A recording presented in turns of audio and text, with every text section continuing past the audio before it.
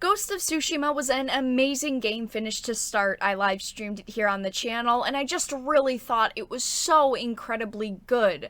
The graphics were stunning, the gameplay was on point, and how they told the characters' stories was just really well done. Side characters weren't just placed in a game to say, "Hi, and how are you?" and have 3 or 4 default lines that piss the hell out of you, because you've heard them so many damn times.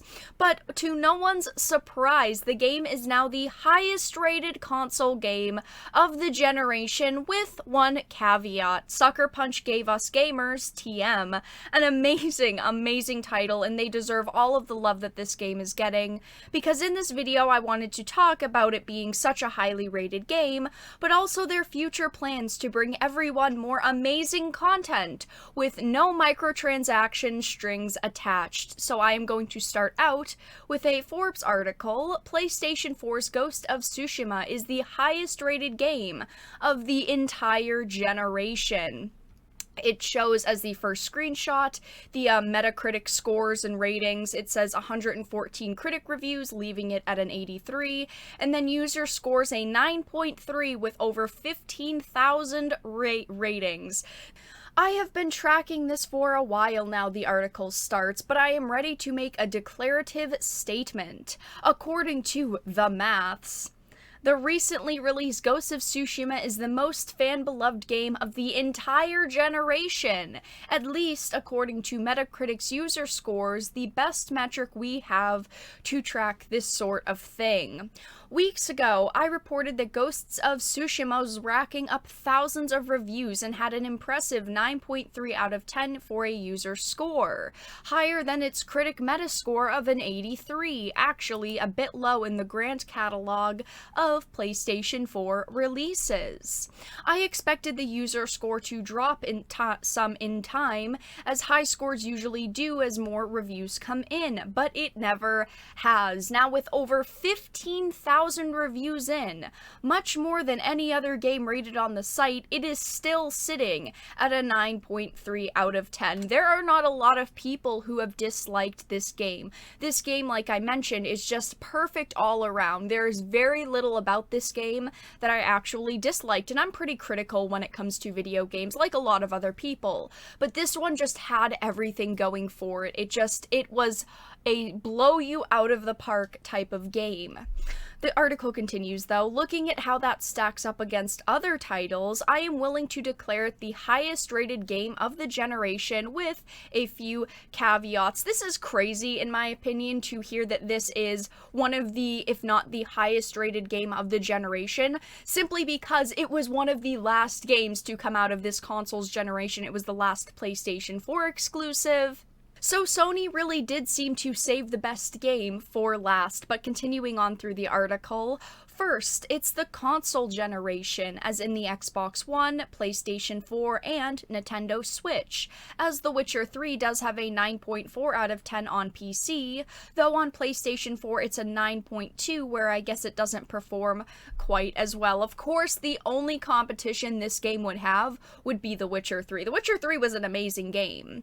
Second, I suppose I need to give some credit to the Xbox One version of Superliminal, which has a 9.5, though it does say that the ratings are pretty low, with only 684 ratings. The PlayStation 4 version has a 6.0, the Switch version has a 9.7, with only 250 reviews or so, and the PC version has a 7.9, so something seems sort of weird here, and I think that declaratively, the settled score of Ghost of Tsushima is more clear. Its 9.3 out of 10 is deeply impressive, with 15,000 reviews behind it. I am still trying to figure out why critics didn't connect with Tsushima as much as fans. An 83 made it only the 17th highest rated PlayStation 4 game of the generation, to say nothing of Xbox and Switch rivals.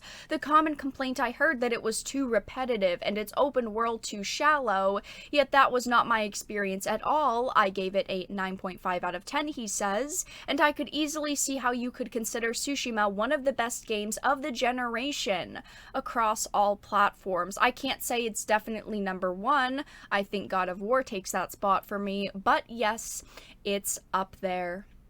So the next article that I wanted to reference is a VG247 article, and congratulations to Sucker Punch and even Sony for that matter for making fans even more happy about this title, besides the fact that it was an amazing game start to finish, because Ghost of Tsushima's Legends expansion will not have any microtransactions. Too often we see amazing games ruined by microtransaction greed, and it is not going to happen with this game, and I am so relieved to be able to say that. So Sucker Punch dropped a surprise announcement yesterday with the reveal of Legends, a free expansion coming to Ghost of Tsushima sometimes this fall. Among other things, Legends adds online co-op for up to 4 players, complete with new story missions, a horde mode, and a raid coming sometime after launch. Though the content is welcome, it wasn't the direction fans expected the studio to go, with DLC. Shortly after its reveal, many suggested Legends exists because Sony wanted a way to introduce microtransactions into Ghost of Tsushima. Not very surprising for fans to think that way. A lot of games are ruined simply because of microtransactions after a game comes out, but to hear this is great. Multiplayer-enabled games are typically where microtransactions are found, and it's where they often generate the most money.